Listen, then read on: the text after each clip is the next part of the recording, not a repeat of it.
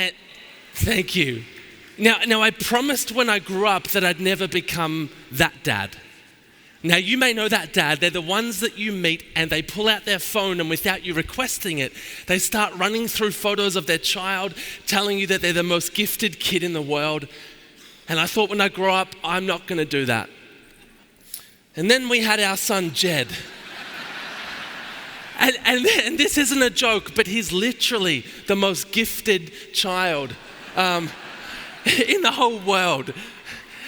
Now I have proof because day 2 at the hospital, our son Jed, he started smiling. Now, the nurse and the midwife said, no sir, that's what happens when a baby has gas or wind. And I'm thinking, I'm pretty sure I know my own son. Here's a photo taken day 2. Who thinks that's a smile? Thank you. And now I love this thought that Jed, that you, that I were not born into this world understanding how the system works. We were not born into it understanding what's possible and what's impossible. We learned that. And when we started, we were 19 and 20 years old, and people said to us, your thinking is so naive. It's childlike. And today as we scale, we are fighting to keep that childlike thinking, daring to believe in seeing the impossible become possible. When I was 19 years old, I had a moment. I was sitting in front of my computer and I had tears streaming down my face. I was watching stories of children as young as 4 and 5 walking to collect water for their family. And it was this water that ended up killing brothers and sisters. And I read statistics like 900 million people don't have access to clean water. And I'm thinking, this is so wrong. I was shocked to see the world water crisis then compared to the $50 billion global bottled water industry. And I had a simple thought. What if there was a brand of water that gave 100% of the profit to helping fund water projects? Thank you.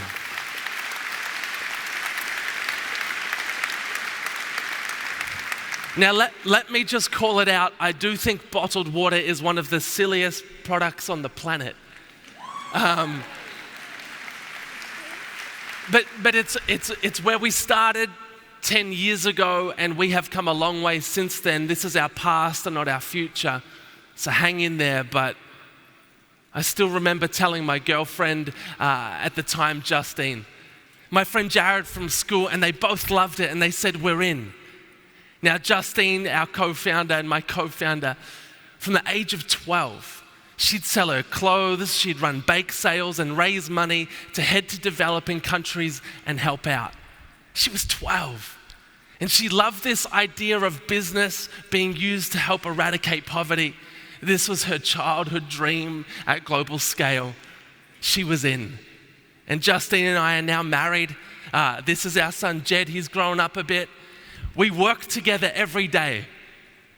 That should get a round of applause.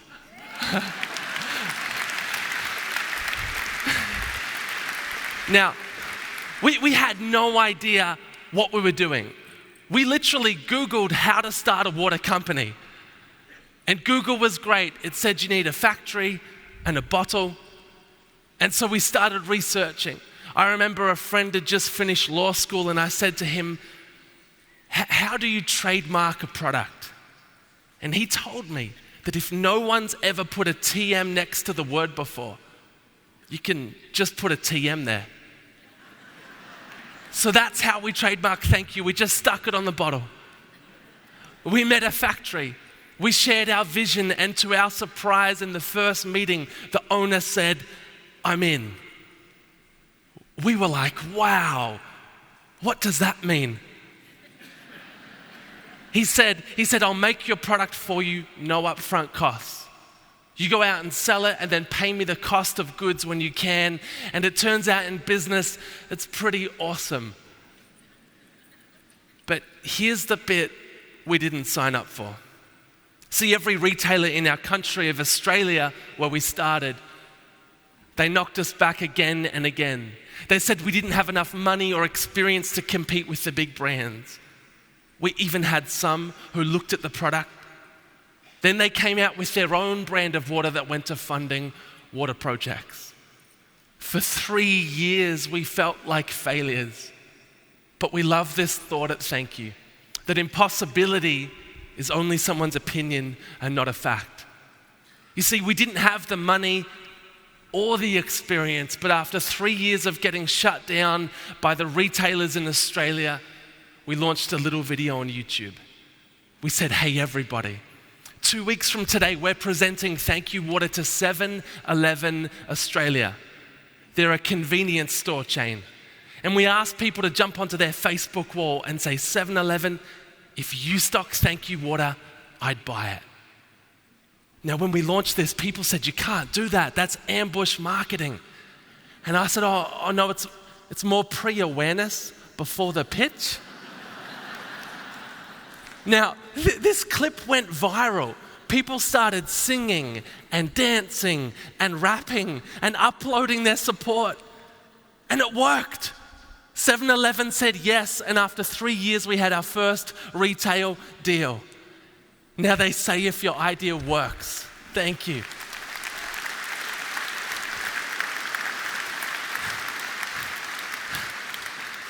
They say if your idea works, you should scale it. So we did. We spent the next 2 years building a food range that would fund food projects and a body care range that would fund health and sanitation. See, like Rotary, we understand that global development is complex. There are many parts of that funding, and as we developed this range, we developed a world first called Track Your Impact. See, every product we make has its own individual tracker code, and when you type it into our website, it zooms in to the GPS coordinates, and if you sign up, once a project's complete, you'll get photo proof emailed to you directly. For 2 years, we developed the products and the tracker system, and people said to us, you're crazy, but not good crazy. See, for 5 years, we'd failed to get our one bottle of water into the 2 biggest supermarkets in our country called Coles and Woolworths. Coles and Woolworths have 70% market share, and people said, if you can't get one product in, how are you going to get the 14 new products in? Well, one Wednesday morning, we launched a little video on YouTube. The video was called the Coles and Woolworths campaign. Now, when we launched this, some media were like, you can't put the 2 biggest supermarkets who hate each other in the same sentence. And I said on the interview, Wesley, our graphic designer, he didn't find it too hard. He just... Now, people were singing and dancing and rapping and using their creativity, and then we had 2 helicopter pilots fly this, a sign. Coles, thank you for changing the world, in brackets if you say yes, because we haven't met yet. And we flew it over Melbourne, Australia, and then around their head office for half an hour.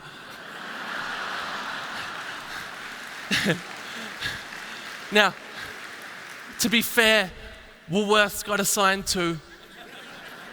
And my favorite part is Peter and Jeff, the pilots, because they flew for free.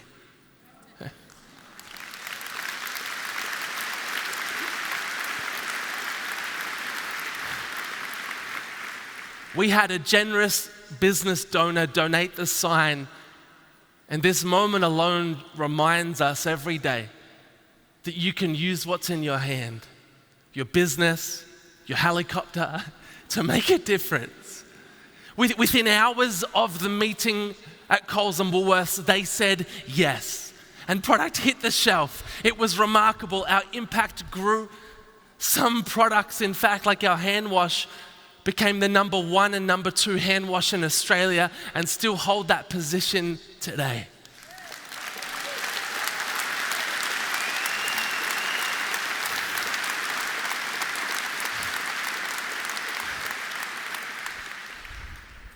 But you see, our model has a flaw. We have no investors, no shareholders, and we commit 100% of our profit to helping end global poverty. It sounds good, but the problem is getting funding for rapid expansion. It's really difficult. We wanted to expand into New Zealand, being the first country to take on Thank You. A lot of big global brands test ideas there. Then we wanted to take Thank You into other categories and one day other countries. But to launch in New Zealand and some new products alone, we needed to raise $1.2 million. Now, at Thank You, we believe to get a result the world's never got before, you must be prepared to do something that maybe the world's never seen before. And so to solve our great business flaw, we launched a little video on YouTube. Now, in the video, we talked about a book titled Chapter 1.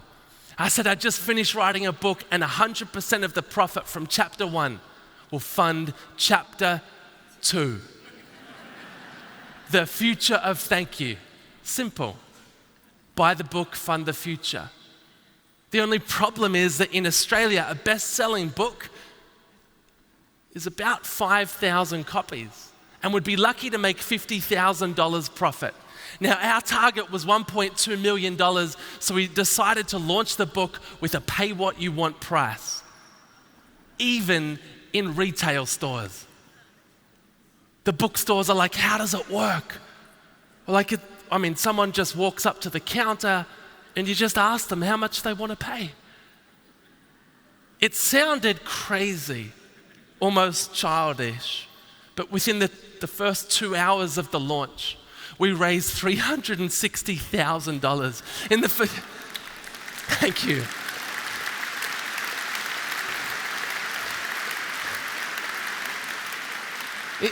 In the first 28 days, we didn't hit our target of 1.2 million. We hit $1.44 million, and today over $2.5 million has been raised. And thank you.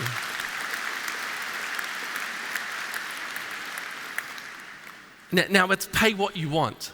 So some people have paid 5 cents for the book. We actually have their addresses online. But the most paid was a lady named Jane for $50,000 for one copy.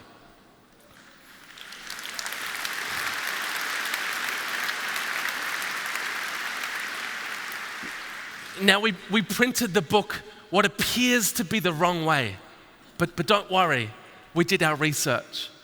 There was no bestseller in America, Australia, Europe, no books in this format, and we thought, well, that's an opportunity.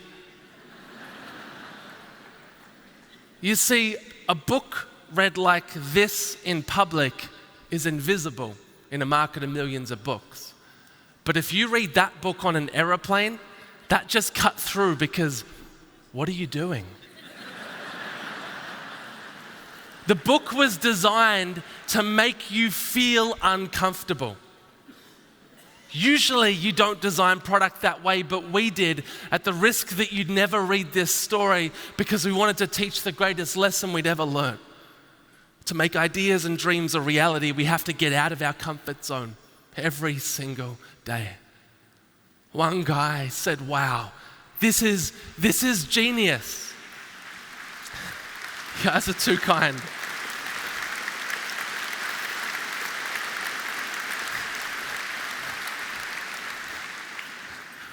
One guy asked us, he's like, how did you guys do this? And I said, well, we hit rotate on the print file. That's it. And this sideways book ended up in the bookstores being second to only their Harry Potter launch week, which blew our mind. And today, Rotary, this is the first global forum we've ever brought Chapter 1 to sell. We've had it before in Australia and New Zealand. The most sold at our conference was 5,000 copies. Now, we might have been too ambitious, but in the Inspiration Lounge and the House of Friendship, we bought 10,000 copies. And we wanted to invite you to join us to help spread the word raise money to take this idea one day we dream to maybe as many flags as is represented in this room today.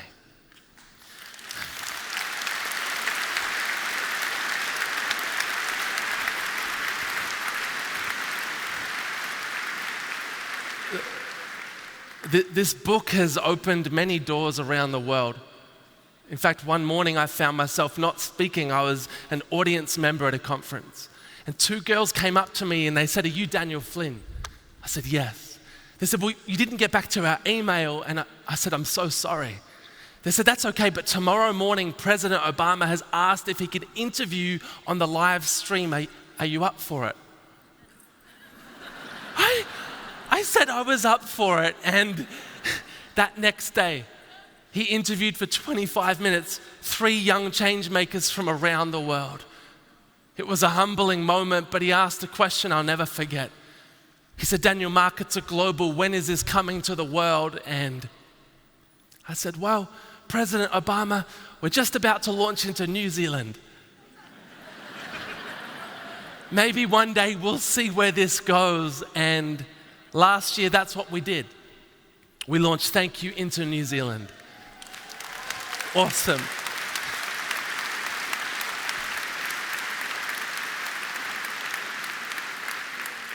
Now, New Zealand is one of the smallest countries in the world, but full of innovation and ideas, and New Zealand has taught us so much. But after this epic launch, we've been preparing for our next launch, something we believe the world hasn't seen before, something that could take Thank You, we believe, maybe with the help of some people in this room, to one day many, many nations as together we work to help end extreme poverty. See, together so far we've raised $6.2 million. It's a start. We've helped 857,000 people, but at Thank You, we believe that this is just the beginning. Now, I was invited to speak to you on the subject of integrity. And you might be thinking, well, what does the story have to do with integrity? Simply everything. Because through integrity, the most important movements, organizations like Rotary, the greatest ideas and the most impossible missions are accomplished. And without integrity, the greatest organizations, leaders, even nations can come crashing down in minutes. For both Rotary and Thank You, we share the value of integrity. And we both know that our values are our foundation. The height into which we can build depends on the strength of this foundation. So how do I lead with integrity? Well, one of the things I believe is important is that every day we make values-based decisions. Roy Disney said it's easy to make decisions when you know what your values are, and as good as this sounds, in our early days we were offered a shortcut. A year in, a retailer said that we could go on the shelf if we paid the decision maker personally some money. That was wrong, and we said no. And while it took us, thank you. While it took us 3 years to get eventually into retailers, we believe that decision, amongst many more, was an investment into our future. Thank You, the second thing we believe is so important is to be vulnerable, humble, and admit our mistakes. I believe integrity is not perfection. You know what, Thank You, we haven't got it all right. In fact, some days we've got it all wrong. Not because our intentions were wrong, but the outcomes were. And I think the bravest thing that an organization or an individual can do is sometimes simply say, we got it wrong. To be honest and then to learn and have the courage to take that learning and to go again. For Justine and I, it's actually been 3 of the hardest years of our journey. Some things didn't go to plan and many times we wanted to quit. But to lead with integrity isn't to walk away when it gets tough. As many of you know in this room, it's having the courage to go again and again and again. Thank you.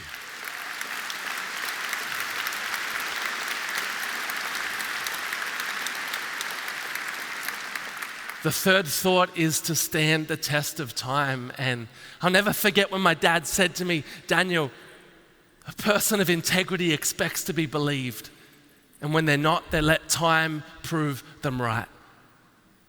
It's 2019 and we live in a world full of fake news, trial by 40 characters on Twitter, and facts taken out of context and blown up to destroy people and organizations.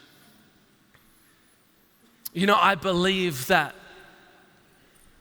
integrity is a matter of time.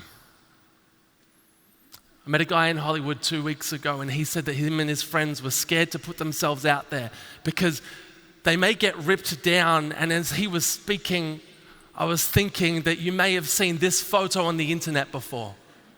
It's Prince William, and I know we're shocked, but give this photo time and perspective and it changes everything. He was announcing his third child, and I believe time and perspective can change everything.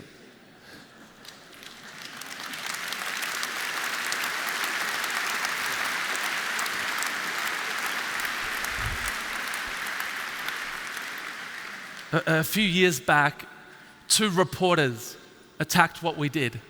I went to meet with them and I said to them, I didn't bring our PR agency because I live by this simple thought that if you have nothing to hide, you have nothing to hide.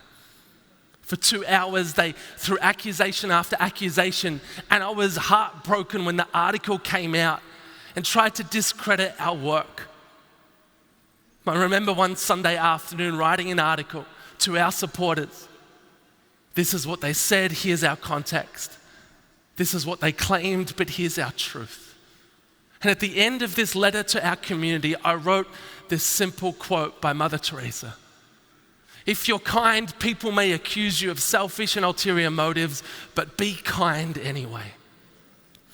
Thank you.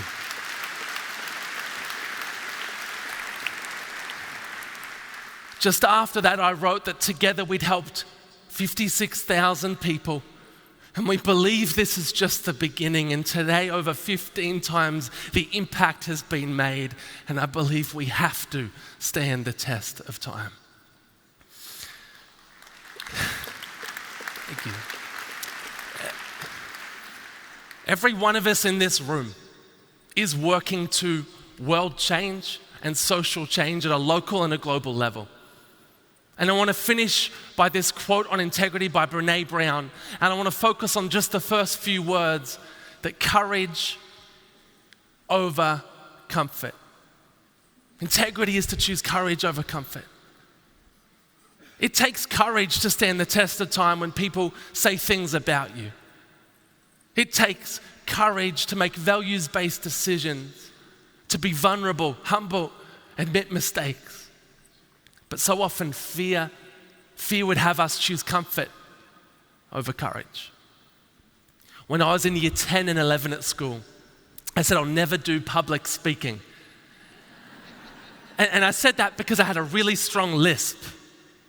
And I'm annoyed with the person that came up with the term lisp to describe a lisp. But I was afraid to get up in front of more than 2 or 3 people because what if I messed up my words? And now I stand before thousands of you, humbled and also thinking that now you're listening for my lisp. But we cannot choose comfort over courage. Courage is not the absence of fear, but the understanding that something more important than fear exists. And my hope today is that I would always choose courage over comfort. That we wouldn't